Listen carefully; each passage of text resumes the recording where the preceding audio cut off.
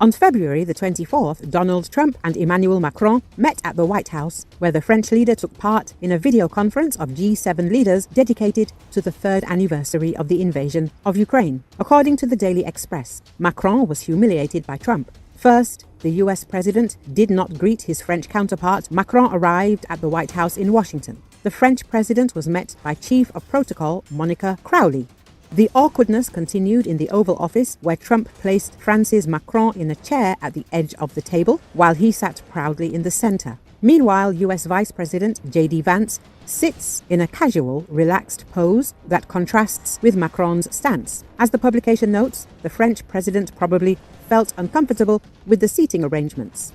As reported, there are differences of opinion between US and French President Donald Trump and Emmanuel Macron regarding their approach to ending the war in Ukraine. Reuters writes, in particular, Trump and Macron showed friendly relations during the negotiations, but Macron made it clear that he disagreed with Trump on some key issues regarding Ukraine. Trump refused to call Vladimir Putin a dictator, while Macron said it was clear that Russia is the aggressor.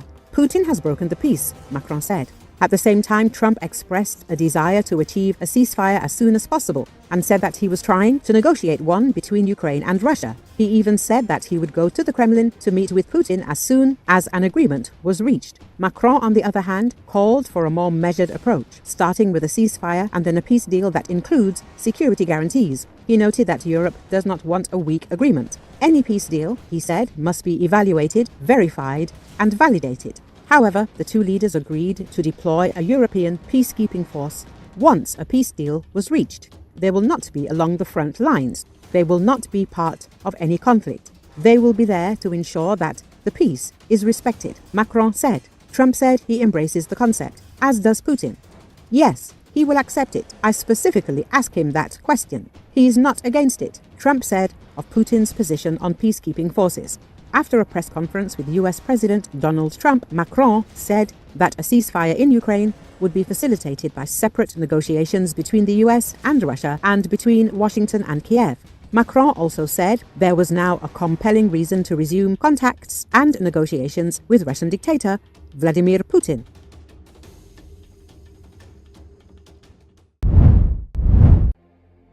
Russian President Vladimir Putin said Monday that his Ukrainian counterpart Volodymyr Zelensky is becoming a toxic figure in Ukraine.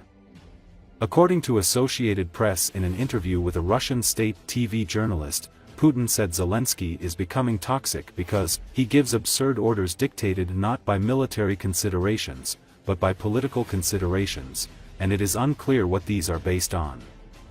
This leads to unjustifiably large losses, if not to say very large or catastrophic losses for the Ukrainian army, he added. According to the Russian leader, Zelensky is becoming toxic for society as a whole and gave as an example Monday's vote in the Rada on the extension of his authority.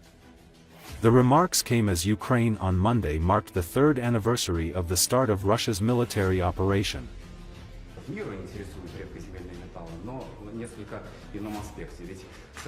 Сегодняшний глава киевского режима становится токсичной фигурой для вооруженных сил Украины, потому что отдает нелепые приказы, продиктованные не соображениями военного характера, а политическими соображениями, при этом непонятно, на чем основанными.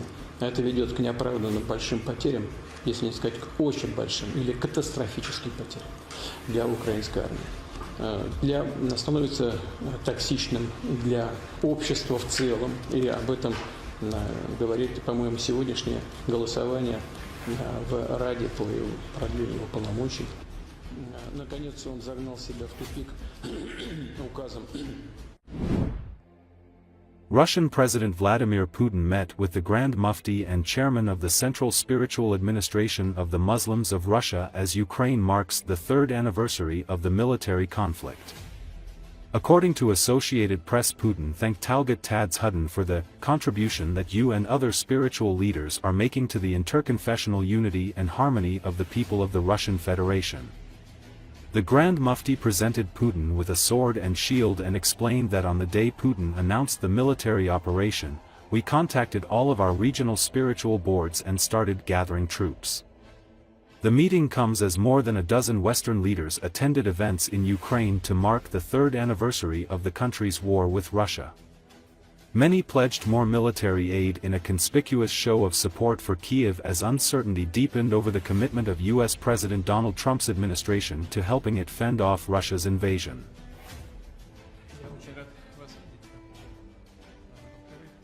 Хотел бы высказать слова благодарности и вам лично, и всем представителям ислама, а все люди, которые исповедуют ислам, это органичная, естественная часть России, общества российского, за тот вклад, который вы и другие духовные лидеры вносите в межконфессиональное единство и согласие народов Российской Федерации. Особенно, дорогой президент Владимир, не только договорились. Есть. А это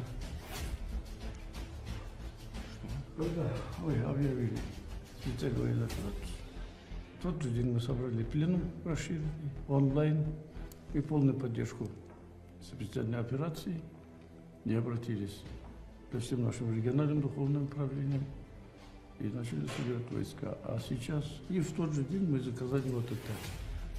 Как будто знали, на самом деле, вот защитник Отечества каждый год. У нас ни дня не может быть без защиты Отечества. И кто? Поэтому